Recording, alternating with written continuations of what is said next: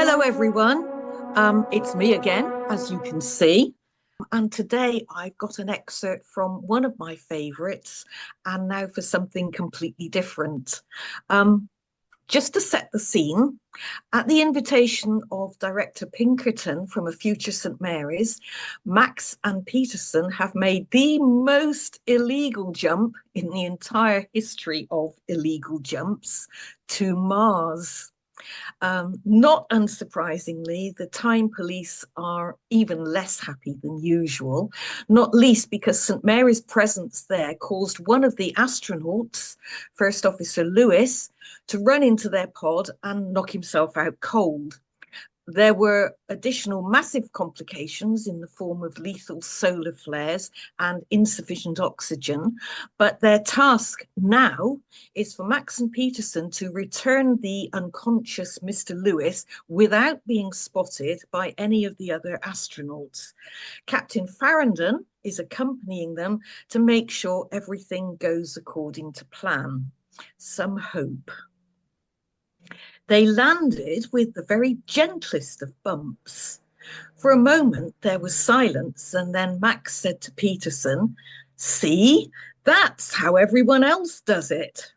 Peterson ignored her, saying brightly, "Well, here we are again." "But not for long," said Director Pinkerton. "Dr. Peterson and Captain Farrington, if you could organise Mr. Lewis into the airlock, please. Dr. Maxwell, you have the skylight's position." "I do, ma'am." "Quickly now, the flare has passed and the crew will be emerging at any moment. We must have him in place before that happens. Chief." "Airlock ready and waiting, ma'am. Let's hope it doesn't turn anyone inside out this time." "What?" said Captain Farrington, startled, but it was too late. He was bundled into the airlock alongside Dr. Peterson, who patted him amiably on the shoulder and told him to keep his pecker up, an expression which appeared to cause him considerable confusion. Green lights flashed and the outer door opened. "And off we go," said Peterson cheerfully. The First Officer Lewis replacement team assembled outside the pod and looked about them. Barren was the first word for Mars, decided Captain Farrington. Unforgiving was the second. This was not a gentle environment. It wasn't hostile, or so he hoped, but a moment's inattention or a careless mistake and it would kill him. He shivered, realizing suddenly that he was a very long way away from home. He looked down at his feet. Coarse red dust covered his boots already. He lifted his foot. His own footprint stared back at him. "I'm on Mars, and that is my footprint. My footprint is on Mars." He replaced his foot and looked around himself again, at the clear sky, at Mount Sharp rearing 5 kilometres and more above him. Was that darker streak across the base actually clay? If so, was that evidence of water on Mars? And could that suggest there had once been life on Mars? His head swam a little. "Breathe," said Peterson, clapping him on the shoulder again. Feeling that sometimes even St Mary's could be helpful, Farrington breathed. "Right," said Max. "Orientating ourselves thusly," she shuffled sideways. "The shelter is over there." She gestured towards a grit and sand covered lump over to their left. "And the skylight is over there, about 100 yards, gentlemen." "Wait," said Farrington. He gestured in the direction of the shelter and whispered, "Can they hear us?"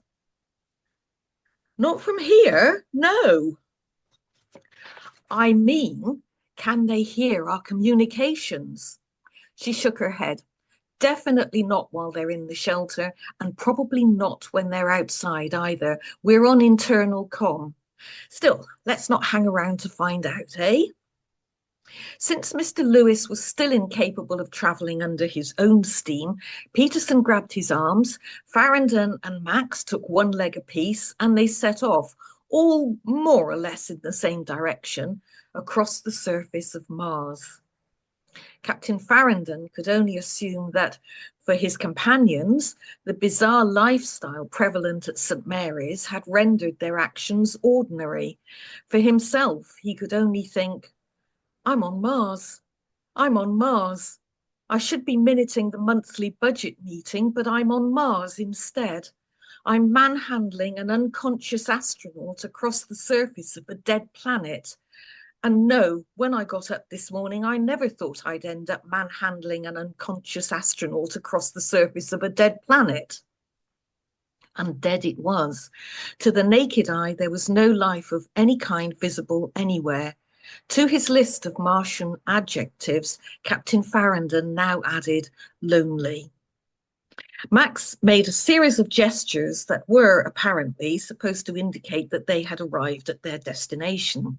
Gently laying their burden in the Martian dust, they peered down the hole. The skylight appeared to be about 6 feet square, not large, but large enough. Daylight penetrated only so far down. The rest was impenetrable blackness. Farrington fumbled for his headlight. Careful, said Peterson. We don't want to give ourselves away. He peered down the hole. The first thing we need to do is to ascertain the depth. Well, that's easily done, said Max. See you in a moment. And before anyone could say or do anything, she jumped. For a second or two, Peterson and Farrington were too stunned to move, and then Peterson shouted, Max, what the hell?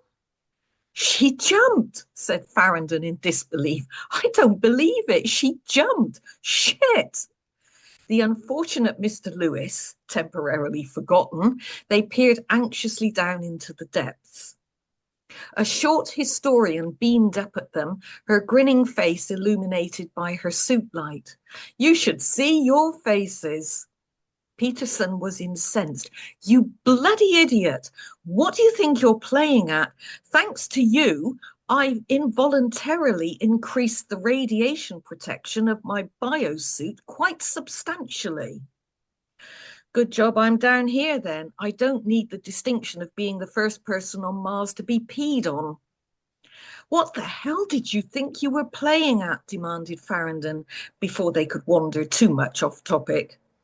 Well, we didn't have a lot of choice, did we? We couldn't faff around here all day worrying about how deep it was. We have to get him under cover and ourselves out of here as quickly as possible. But that hole could have been hundreds, perhaps thousands of feet deep. Did that not occur to you? Well, as I jumped, yes. But no one dies on the first mission, remember? So Lewis survives. So he's successfully discovered.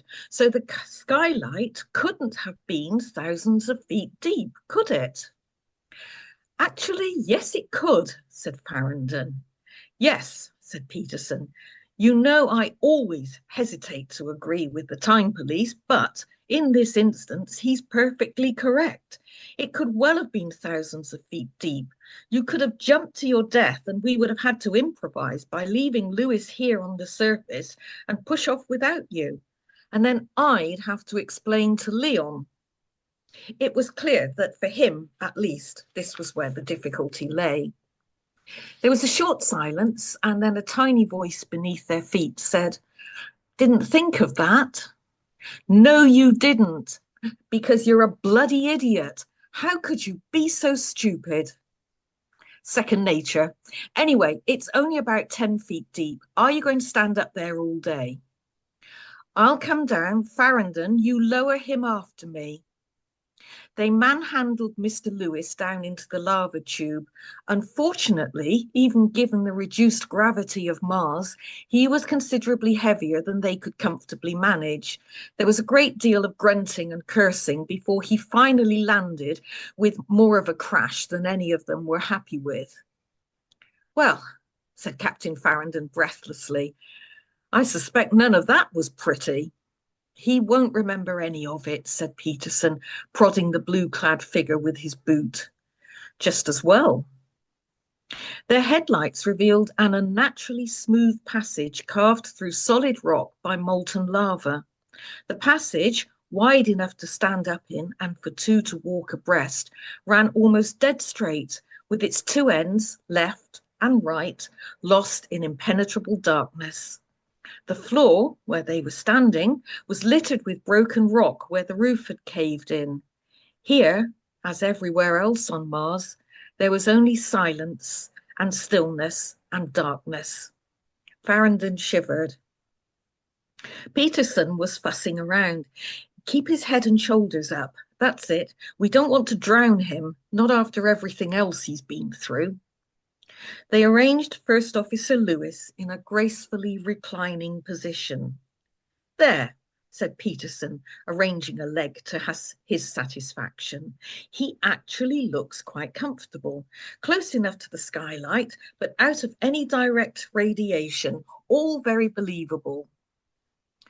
They straightened up and for the first time gave their full attention to their surroundings. Hey, said Max, look, what's that? What's what? Silence. Max? Silence. Max, are you all right? For God's sake, tell me you haven't succumbed to some ghastly Martian plague.